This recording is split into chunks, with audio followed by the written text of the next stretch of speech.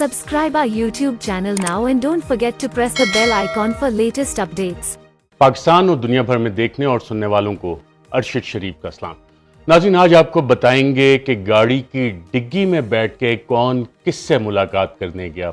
ये इंतहाई मज़ेदार कहानी है और ये कहानी बयान किसने की, किसके हवाले से, इस हवाले से आपके साथ जिक्र करेंगे। साथ साथ इमरान खान के ख़िलाफ़ तोशा खाना केस बनाने की वजह क्या बनी। एक तो लेवल प्लेइंग फील्ड की डिमांड थी मियां नवाज शरीफ साहब की तरफ से मरीम नवाज़ की तरफ से कि इमरान खान के ख़िलाफ़ उसको भी नाअहल किया जाए, इमरान खान को भी पाबंद सलासिल किया जाए, बाकी तमाम जो PDM इनके चंद हैंडलर, चंद सहूलतकार, चंद साजिशी, वो सारे इसी काम में लगे हुए थे। लेकिन एक और वजह भी है, वो भी आपके सामने रखेंगे। लेकिन उससे पहले नाज़रीन, आज सेनेटर आज़म सवाती, उन्हें अडियाला जेल से रिहा कर दिया गया ज़मानत के ऊपर। सेनेटर हैं, पाकिस्तान की सेनेट के ईवान बाला के मेंबर हैं और उनको जो ज़मानत दी है जज साहब ने, उसमें जो ऑर्डर लिखा उसमें बड़ा वाज़े लिखा कि क्या किसी फ़ौज के अफसर या किसी जवान से रब्ता हुआ या किसी ने बगावत की। और इनका जुर्म क्या था? इनका जुर्म ये था कि इन्होंने जो मुबैना जुर्म कहा जाता है, जो इन्होंने अपनी इजहार राय की थी कि आर्मी चीफ के हवाले से एक ट्वीट की थी। और इमरान खान ने आज आज़म सवाती के साथ प्रेस कॉन्फ्रेंस करते हुए कहा कि एक ट्वीट करने पे ये सलूक किया गया सेनेटर के साथ, सोशल मीडिया की जो लोग हैं उनके साथ। उन्होंने कहा कि हालांकि पंजाब में हमारी हुकूमत है, नामालूम अफराद आते हैं, उठाते हैं, लोगों को ज़दोकोब करते हैं और फिर अगले दिन छोड़ जाते हैं। साथ ही इसी प्रेस कॉन्फ्रेंस में हवाला दिया गया कि डॉक्टर शहबाज गिल को भी बरहना करके तशद्दुद किया गया, जिनसी तशद्दुद किया गया, उनके नाजुक अज़ा को इलेक्ट्रिक करंट दिया गया। साथ ही इसी प्रेस कॉन्फ्रेंस में जिक्र हुआ नौजवान सहाफ़ी जमील फारूकी का। उनका कसूर भी ये था कि उन्होंने एक ट्वीट की थी और डॉक्टर शहबाज गिल के कस्टोडियल टॉर्चर के हवाले से उन्हें भी पकड़ा गया, बरहना किया गया, तशद्दुद किया गया जमील फारूकी के ऊपर, सहाफ़ी पे भी। और आज जब प्रेस कॉन्फ्रेंस की आज़म सवाती ने, तो उन्होंने वो मामलात बताए, वो हालात बताए कि किस तरह से उनके घर में रात के आधी रात को मिडनाइट रेड जिसको कहा जाता है, लोग आए, दीवारें फलांग के आए और इमरान खान ने कहा कि बगैर वारंट के वो लोग दाखिल हुए थे और FIA के लोगों ने उनकी पोतियों के सामने उन पर तशद्दुद किया और उसके बाद उन्हें ले गए और नामालूम अफराद के हवाले किया। और इस हवाले से आज़म सवाती साहब ने honourable chief justice Umar Ata Bandial साहब से अपील की है कि आइन के आर्टिकल 184(3) के तहत आपकी बुनियादी जिम्मेदारी है कि पाकिस्तान के शहरियों के बुनियादी हकूक़ का दिफा करें। उन्होंने कहा कि मैं एक वकील भी हूँ, 74 साल मेरी उम्र है, एक पार्लियामेंटेरियन हूँ, और अगर वकला और पार्लिमान और सेनेट ने इस हवाले से कुछ ना किया, जज साहिबान ने कुछ ना किया, तो उस दिन से डरें कि खुदा न खास्ता किसी जज के साथ हो, किसी जज को नंगा करके उसे तशद्दुद किया जाए, दीगर पार्लियामेंटेरियंस के साथ यही सलूक किया जाए। और साथ साथ उन्होंने ये भी कहा कि मैं सुप्रीम कोर्ट खुद जाऊंगा, मैं दुनिया की तमाम फोरम्स पे ये आवाज़ उठाऊंगा ताकि वो लोग जो इस तशद्दुद में मुलव्विस हैं उनका पता लगाया जा सके। नाज़रीन, इमरान खान साहब ने भी नामालूम अफराद का जिक्र किया। इस हवाले से नाज़रीन, अगर हम मुल्क की तारीख़ देखें तो मोहतरमा बेनज़ीर भुट्टो के दौर में एक ऑपरेशन मिडनाइट जैकॉल हुआ था और मोहतरमा बेनज़ीर भुट्टो साहिबा ने बाकायदा नाम बताए थे और उसमें उस वक्त के army chief general Aslam Baig का नाम भी आया था। फिर ब्रिगेडियर इम्तियाज़ का, जो ISI के इंटरनल विंग के थे, उनका नाम भी आया था। फिर मेजर आमिर का नाम भी आया था और इनके बाद में बाकायदा तौर पे कोर्ट मार्शल भी हुआ था। और मेजर आमिर ने कस्टडी में बताया था कि जो जनरल असद दुरानी ने अपनी किताब में भी इसका जिक्र किया है कि उनसे जब पूछा गया तो उन्होंने जनरल असलम बेग को इन्वॉल्व करने की भी कोशिश की। और जो अखबारात में इस हवाले से जो प्रोसीडिंग छपी उसमें कोट अनकोट छपा कि नवाज शरीफ को इसलिए पसंद किया जाता है कि वो एक कमज़ोर शख्स है और मोहतरमा बेनज़ीर भुट्टो की इंडिपेंडेंट शख्सियत थी। तो मोहतरमा बेनज़ीर भुट्टो साहिबा ने ना सिर्फ ये नाम आउट किए थे बल्कि बाद में इनके खिलाफ प्रोसीडिंग्स भी हुई थी, इनके कोर्ट मार्शल भी हुए थे। और नाम लेना ज़रूरी है। और खान साहब ने, अगर इमरान खान साहब ने पिछली एक प्रेस कॉन्फ्रेंस में कहा, मुझे पता है कि एक शख्स आया है इस्लामाबाद में, वो कौन शख्स है? खान साहब की भी ये जिम्मेदारी है, इमरान खान साहब की भी, कि सुप्रीम कोर्ट में जमा करवाएं अपना बयान कि कौन वो अशखास हैं जिनके ऊपर इनको शक है कि वो ये काम करें। ये नाम आना बहुत ज़रूरी है। साथ साथ सेनेटर आज़म सवाती ने भी इस पर तहकीकात का मुतालबा किया है और कहा है कि वो इंसाफ के लिए हर दर खटखटाएंगे। और ऑनरेबल चीफ जस्टिस साहब को इस हवाले से सेनेटर्स पाकिस्तान तहरीक इंसाफ के वो भी एक ख़त लिख चुके हैं। उन्होंने कहा है कि वो सुप्रीम कोर्ट भी जाएंगे इस हवाले से और वो इंसाफ चाहते हैं कि इस काम में जो लोग भी मुलव्विस हैं, तशद्दुद के काम में मुलव्विस हैं, लोगों को बरहना करने में, उन्हें बाकायदा तौर पर सामने लाया जाए और करार वाकई कानून के मुताबिक सज़ा दी जाए। इस हवाले से नाज़रीन, टॉर्चर के ख़िलाफ़ पार्लियामेंट ने एक बिल भी पास किया है और इस बिल में सज़ाएँ हैं पब्लिक ऑफिशल्स के लिए जो इस काम में मुलव्विस होते हैं। इस पर अब सदर मुमलिकत डॉक्टर आरिफ अलवी जिस दिन सिग्नेचर करेंगे, साइन करेंगे, ये बाकायदा कानून बन जाएगा। और क्या हम इसको एक वाहिद मिसाल बना सकते हैं, पहली मिसाल बना सकते हैं कि अगर पाकिस्तान ने तरक्की करनी है, जो 75 साल से गुलामों वाला सलूक होता है पाकिस्तान के शहरियों के साथ, जो सलूक अमरीकी अफवाज ने अबू गरीब में किया, गुंतानामो बे में किया, जो बरतानवी साम्राज्य यहाँ पे बर सगीर पाक व हिंद में आज़ादी से पहले करता था, वो पिछले 75 साल से टॉर्चर, कस्टोडियल टॉर्चर पाकिस्तान में चल रहा है। कानून पास हो गया है, तो क्या आज़म सवाती के केस में इन लोगों को आइडेंटिफाई करके बाकायदा तौर पे सज़ा दी जाएगी? ये एक इंतहाई अहम सवाल है और इसकी जिम्मेदारी पाकिस्तान तहरीक इंसाफ के कायदीन पे भी आती है कि वो नाम बताएं। आप नवाज शरीफ साहब को देखें, उन्होंने तो chief of army staff general Qamar Javed Bajwa का बाकायदा नाम लेके मुख्तलिफ मुतअद्दिद जलसों में उन पर इल्ज़ामात लगाए थे। DGISI उस वक्त के जनरल फैज़ हमीद, उनके नाम लेके इल्ज़ामात लगाए थे।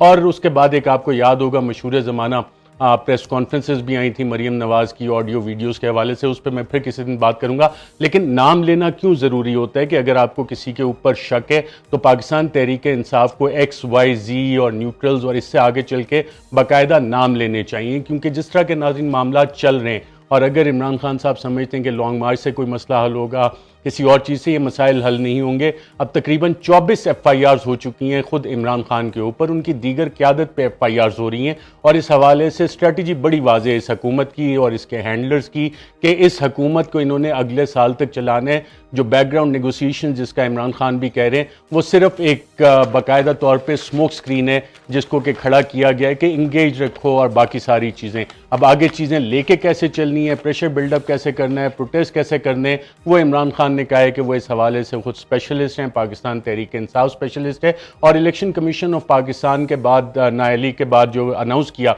जो फैसला आया, लोगों ने खुद भी जाहिर किया कि वो अब तंग आ चुके हैं इन सारी ड्रामेबाजियों से। फवाद चौधरी कहते हैं बंद कमरों में जो फैसले होते हैं उनका दिन और दौर चला गया। और जो नाज़रीन अभी तक की इतलात हैं, जो आज तक जिस वक्त मैं आपसे बात कर रहा हूँ, बाकायदा तौर पे सरकारी तौर पे वो फैसला अभी तक रिलीज़ नहीं किया गया इलेक्शन कमीशन का। कहा जा रहा है कि एक मेंबर ने अभी तक दस्तखत नहीं किया। अगर एक मेंबर ने दस्तखत नहीं किए तो कल ऐसे क्या वाक़यात थे, क्या इतनी जल्दी थी कि कल ही ये अनाउंसमेंट करनी थी इलेक्शन कमीशन ऑफ पाकिस्तान ने कि एक मेंबर मौजूद भी नहीं है, बीमार है, दस्तखत भी नहीं है और अभी तक फैसला वो बाकायदा तौर पे रिलीज़ भी नहीं किया गया। अब नाज़रीन सवाल आता है कि इमरान खान पे तोशाखाना का ये केस बनाया क्यों गया? इसमें एक वजह तो यकीनन यही है कि लेवल प्लेइंग फील्ड और लंदन प्लान और बाकी सारी कार्रवाइयाँ इस हवाले से जो होती रहीं वो अपनी जगह, लेकिन एक और बुनियादी वजह जो हमारे माशरे से ताल्लुक़ रखती है, उसकी वजह यह है कि नाज़रीन इमरान खान ने तमाम रसीदें जमा करवाई और मैं आपको वो रसीदें आज दिखाता हूँ, बैंक चलान आपको दिखाता हूँ कि कौन कौन से पैसे जमा करवाए गए और इमरान खान के पैसे अपने जो हैं डिक्लेरेशन में कम हुए या ज़्यादा बढ़ गए, वो भी आपको बताते हैं कि जो डिक्लेरेशन में उनकी एक चीज़ मुझे नज़र आई है, बाकी अभी मैं उनको डिटेल एग्जामिन कर रहा हूँ। तो इमरान खान के साथ ही ये क्यों मिसाल बनाने की कोशिश की गई है, उसकी आज अगर शहबाज शरीफ साहब की आप बात सुने, वो कह रहे हैं तोशाखाना से जी रिपोर्ट्स अच्छी नहीं है, बहुत सारी चीज़ें वहाँ से गायब हो जाती हैं। जी हाँ, ये पिछले 4 साल में ये रिपोर्ट नहीं आई, लेकिन अब शहबाज शरीफ कह रहे हैं कि वहाँ से तोशाखाना की रिपोर्ट्स अच्छी नहीं, वहाँ से बहुत सारी चीज़ें गायब हो जाती हैं। गायब नहीं हो जाती नाज़रीन, जो बड़े बड़े लोग हैं वो या तो जमा नहीं करवाते और अगर जमा करवाएं भी तो उसके पैसे जमा नहीं करवाते और अपने पास वो चीज़ें रख लेते हैं अपने बाप का माल समझ के, अपना हक समझ के कि जनाब हमसे किसने पूछना है। और इस हवाले से नाज़रीन अबू ज़र सलमान न्याजी ने बाकायदा तौर पे इंफॉर्मेशन मांगी कि 1947 से लेके अब तक के जितने भी सदूर रहे हैं, वज़ीर आज़म रहे हैं, उनकी मालूमात फराहम कर दी जाएँ। तो वो हुकूमत जो तोशाखाना पे भंगड़े डाल रही है इमरान खान के हवाले से, उन्होंने काबीना डिवीज़न ने 28 अप्रैल 2022 को जवाब दिया कि जनाब ये तो क्लासिफाइड इन्फॉर्मेशन है, ये क्लासिफाइड इन्फॉर्मेशन हम आपको नहीं दे सकते, इससे पता नहीं कौन से रियासत के राज अफशा हो जाएंगे। तो इस चीज़ को बाकायदा तौर पे छुपा लिया गया कि जनाब ये हम नहीं बताएंगे। इमरान खान ने नाज़रीन इसमें काम क्या किया था, उन्होंने बाकायदा ये कवानीन बनाए थे कि कम से कम 50% रकम दे के आप रख सकते हैं कोई भी तोहफा, उससे पहले 10%, 15%, और गाड़ियां तो आप रख ही नहीं सकते थे। जो तोशा खाना के रेफरेंस आसिफ जरदारी पे बने, मियां नवाज शरीफ के पे इस हवाले से रेफरेंसेस बने, उनका आज तक फैसला नहीं आया, लेकिन पिछले 3 साल का ये फैसला करवाया गया बाकायदा तौर पे, जो पाकिस्तान तहरीक इंसाफ के मुतअद्दिद कायदीन कहते भी। और कवानीन में जो नाज़रीन तब्दीली हुई थी उसमें बड़ा वाज़े लिखा हुआ है, काबीना डिवीज़न का ये बाकायदा ऑर्डर, और ये तमाम, जब आप इसका पहला पैराग्राफ पढ़ते हैं तो इसमें लिखा हुआ है कि तमाम सरकारी और पब्लिक फंक्शनरीज, यानी कि कोई भी सरकारी अफसर हो, पब्लिक फंक्शनरी हो, चाहे वो एमएनए हो, सेनेटर हो, प्रेसिडेंट हो, प्राइम मिनिस्टर हो, कोई ब्यूरोक्रेट हो, उन सब ने, डिप्लोमेट हो, कोई फौज का बंदा हो, आर्मी, नेवी, एयरफोर्स, सब ने वो अगर कहीं बाहर जाते हैं किसी विजिट पे तो वो तोहफे जो भी उनको मिलते हैं वो जमा करवाने हैं।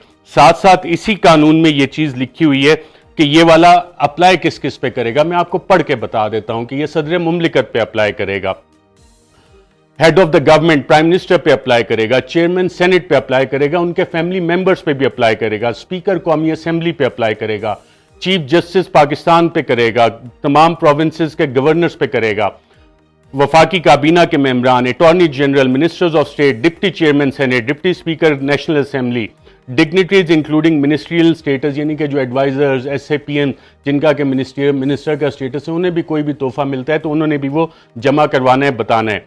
प्रोविंशियल काबीना, सूबाई काबीना, सुप्रीम कोर्ट के तमाम जज साहिबान, चीफ जस्टिस और जजेस, हाई कोर्ट्स के चीफ जस्टिस और जजेस, उन तमाम की भी जिम्मेदारी है।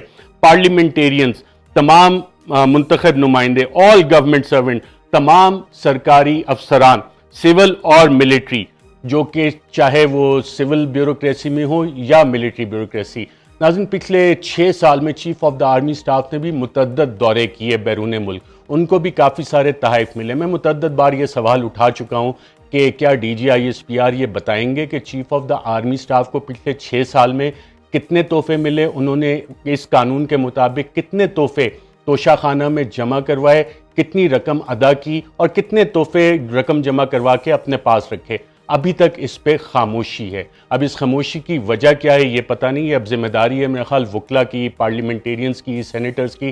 पार्लियामेंट में, कौमी असेंबली में कोई भी मेंबर ये सवाल डाल सकता है कि काबीना डिवीज़न बताए कि पिछले 6 साल में army chief general Qamar Javed Bajwa को क्या तहफ़ मिले, chief of the air staff को क्या तहफ़ मिले, chief of the naval staff को क्या मिले, दूसरी डिफेंस डेलीगेशंस को क्या तहफ़ मिले और उसका उन्होंने क्या किया। और मिनिस्ट्री ऑफ डिफेंस इस सवाल का जवाब देने की पाबंद है। इसी तरह सेनेट ऑफ पाकिस्तान में यह सवाल उठाया जा सकता है, कोई भी सेनेटर यह सवाल डाल सकता है कि वजारत दिफा बताए कि मुसल्लह अफवाज के जितने डेलीगेशंस गए हैं उनको कितने तहफ़ मिले पिछले 6 साल में, पिछले 5 साल में, किस किस को कितने तहफ़ मिले और उसका उन्होंने क्या किया। लेकिन अभी तक किसी पार्लियामेंटेरियन ने यह सवाल नहीं डाला। ना सिर्फ ये, कोई भी वकील अब इस बेसिस पे किसी भी अदालत में, Sindh high court, Lahore high court, Peshawar high court, Balochistan high court, Islamabad high court या सुप्रीम कोर्ट में पिटीशंस फाइल कर सकती हैं बार एसोसिएशंस के बताया जाए कि बाकी ये जितने भी डेलीगेशंस गए हैं, मिलिट्री डेलीगेशंस गए हैं, डिफेंस डेलीगेशंस गए हैं, इनको कितने तहफ़ मिले, इनमें से कितने लोगों ने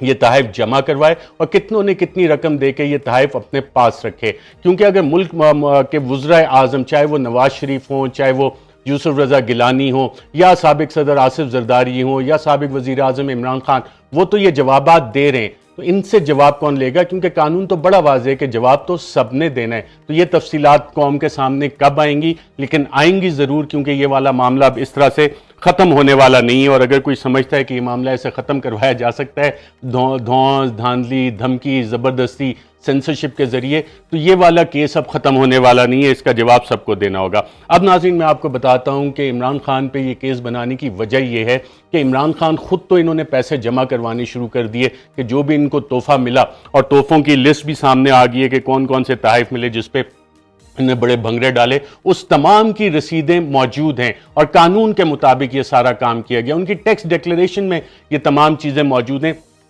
और ये दस्तावेजात मैं आपको दिखाता हूं। ये पहली रसीद नाज़रीन आप जो देख रहे हैं ये 28 नवंबर 2018 की है और इस हवाले से 7,54,000 रुपए Imran Khan prime minister of Pakistan, इन्होंने सरकारी खजाने में उन तोहफों के इवज जमा करवाए, जो लिस्ट आप देख चुके हैं। इसी तरह 28 नवंबर 2018 को फिर वजीर आजम इमरान खान ने 2,94,000 रुपए सरकारी खजाने में जमा करवाए, 2,94,000 रुपए सरकारी खजाने में जमा करवाए। फिर 7 दिसंबर 2018 को वजीर आजम इमरान खान ने 3,38,600 रुपए सरकारी खजाने में जमा करवाए। इसी तरह 22 जनवरी 2019 को वजीर आजम इमरान खान ने 2,01,78,000 रुपए सरकारी खजाने में तोशाखाना के एवज जमा करवाए।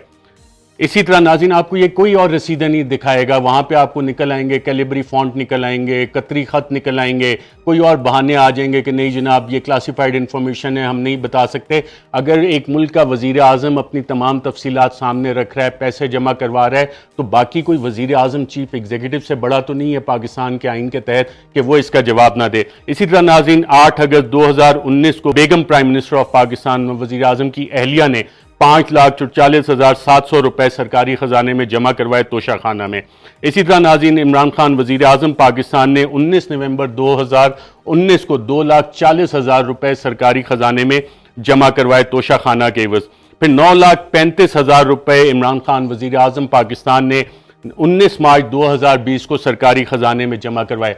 आपको कोई और रसीद नजर नहीं आएगी, कोई और नहीं ये बताएगा कि आर्मी चीफ ने कितने पैसे सरकारी खजाने में जमा करवाए, नेवल चीफ ने कितने करवाए, एयर चीफ ने कितने करवाए, चेयरमैन सेनेट ने कितने करवाए, बाकी पार्लियामेंटेरियंस ने कितने करवाए, ये वाली चीज़ें नहीं आ रही। सेक्रेटरी डिफेंस ने कितने करवाए, सेक्रेटरी फॉरेन अफेयर्स ने कितने करवाए, सेक्रेटरी काबीना या दीगर जो सरकारी ब्यूरोक्रेट्स बाहर जाते हैं, ऑटोनमस बॉडीज़ के चेयरमैन जाते हैं, किसी की और ये रसीदें आपको नजर नहीं आएंगी सवाए इमरान खान के अभी तक जो कि पब्लिक हुई हैं। इन सबको बताना चाहिए कि किसने कौन से पैसे जमा करवाए। फिर नाज़रीन, 26 अक्टूबर 2020 को वजीर आजम इमरान खान ने 24,35,000 रुपए सरकारी खजाने में तोशाखाना के एवज जमा करवाए। इसी तरह नाज़रीन, 26 अक्टूबर 2020 को वजीर आजम ने 33,65,000 रुपए सरकारी खजाने में जमा करवाए वजीर आजम इमरान खान ने। इसी के बाद नाज़रीन, एक और रसीद मैं आपको दिखा देता हूं। 27 अक्टूबर 2020 को ये बाकायदा तौर पर चलान जमा करवाया इन तमाम चीज़ों का। 56,66,000 रुपए वजीर आजम पाकिस्तान ने सरकारी खजाने में जमा करवाए और इस पर स्टेट बैंक ऑफ पाकिस्तान की आपको रसीद भी नजर आ रही है। और ये इमरान खान साहब का अपना चेक इस हवाले से जमा जो सरकारी खजाने में उन्होंने जमा करवाया। इसी तरह नाज़रीन, 11 जून 2021 को वजीर आजम इमरान खान ने 85,000 रुपए सरकारी खजाने में जमा करवाए। फिर 28 जून 2021 को 1,000 रुपए भी उन्होंने जमा करवाए सरकारी खजाने में। अब एक ऐसा वजीर आजम जो 1,000 रुपए भी सरकारी खजाने में जमा करवा रहे, उसके खिलाफ तो पूरे निज़ाम ने होना ही है। वो सब कहेंगे साहब करप्शन को छोड़ें, क्योंकि सबकी दुकानें ये बंद कर रहे थे इमरान खान साहब। सब अगर वजीर आजम 1,000 रुपए भी जमा करवा रहे हैं तो फिर किसकी मजाल है कि जनाब वो अपने पैसे जमा ना करवाए। इसी तरह नाज़रीन, अगली पे आते हैं तो 28 जून 2021 को 1,33,250 रुपए वजीर आजम ने जमा करवाए सरकारी खजाने में। फिर 8 जुलाई 2021 को तकरीबन 29,14,500 रुपए जमा करवाए सरकारी खजाने में। 23 फरवरी 2022 को 1,93,000 रुपए वजीर आजम इमरान खान ने सरकारी खजाने में जमा करवाए। आपको किसी और की ये रसीदें नजर आती हैं कि सरकारी खजाने में किसी ने पैसे जमा करवाए हों? बाकी तो समझते हैं बाप का माल है, माल मुफ्त दिले बेरहम, हम आला उहदों पे आ गए, अब जो भी माल मता है वो हमने खाना है और कोई हमसे सवाल भी नहीं कर सकता। और नाज़रीन, इमरान खान के जो FBR में डिक्लेरेशन है उसमें भी ये फिगर हमें नज़र आ रही हैं, वहाँ पे भी बाकायदा तौर पे उन्होंने ये डिक्लेरेशन दी हुई। और साल 2021 में इमरान खान ने नाज़रीन जो उनकी आमदन है जो पिछले साल की थी और 2021 में जो उन्होंने असासे जमा करवाए, उससे पता लगा कि उनकी आमदन भी वजीर आजम होते हुए 10 लाख रुपए कम हो गई। तो ये तो नाज़रीन मामलात हैं तोशाखाना रेफरेंस के हवाले से। इस हवाले से अभी तक फैसला जब हम बात कर रहे हैं इलेक्शन कमीशन ने नहीं दिया, एक मेंबर ने साइन भी नहीं किए। अब इस हवाले से जल्दी क्या थी ये समझ नहीं आ रही। अब नाज़रीन बात करते हैं कि गाड़ी की डिग्गी में बैठ के कौन छुप छुप के किससे मुलाकातें करता रहा। नाज़रीन ये बात बताई है पाकिस्तान मुस्लिम लीग ज़िया के सरबराह जनाब एजाजुल हक साहब ने। एजाजुल हक साहब साहबजादे हैं साबिक chief of the army staff, साबिक सदर मुमलिकत जनाब ज़ियाउल हक साहब के, और उन्होंने जो बात की उनके पास मालूमात काफ़ी ज़्यादा होती हैं। तो एजाजुल हक साहब क्या कहते हैं, देखते हैं। यहाँ ऐसे लोग हैं जो कारों की डिग्गी में बैठ के कौन गया था सर? कारों की डिग्गी में बैठकर जो गए थे, आप पूछे आज जो वजीर आजम है वो गए थे, और कौन गया था? कारों की डिग्गी में बैठ के कौन गया था? गालिबन नदीम मलिक साहब की आवाज़ है, पूछें कौन गया था, तो एजाजुल हक साहब कह रहे हैं वो साहब गए थे जो आज वजीर आजम है, यानी शहबाज शरीफ बकौल एजाजुल हक के गाड़ी की डिग्गी में बैठ के गए थे। अच्छा, अब गए कहाँ थे, ये सवाल ये आता है। इसका जवाब भी उन्होंने दिया एजाजुल हक साहब ने। कितनी मुलाकातें हुई थी आर्मी हाउस में, जरा उसका रिकॉर्ड निकलवाएं और आपको पता लग जाएगा कि ये किस तरह गए थे मिलने। यानी कि अब आगे वो कह रहे हैं कि आर्मी हाउस में एजाजुल हक साहब ये दावा कर रहे हैं कि शहबाज शरीफ गाड़ी की डिग्गी में बैठ के आर्मी हाउस जाते थे। तो आर्मी हाउस जो शख्स जाता है वो यकीनन आर्मी चीफ से मुलाकात करने जा रहा होगा।